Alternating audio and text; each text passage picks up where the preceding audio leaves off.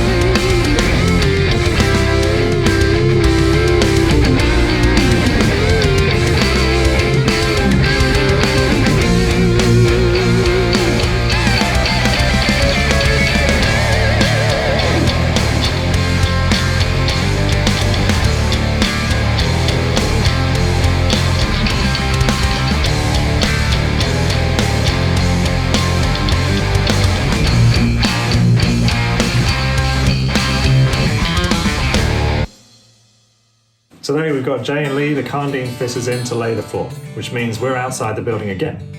I've sourced some Herefordshire turf and we're going to prepare the ground and then get laying. Compared to everything else on this project, this will be an easy day.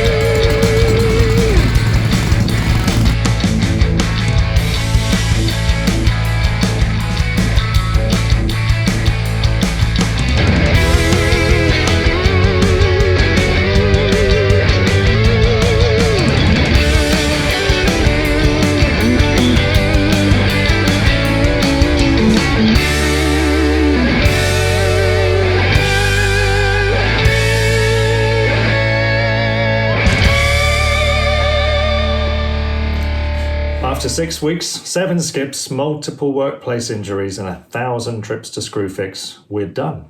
The sprinklers are sprinkling, musical instruments and random auction house furniture have been moved in. We're all very tired, but it's been an amazing experience that has left me with a thirst for more. Let's take a look.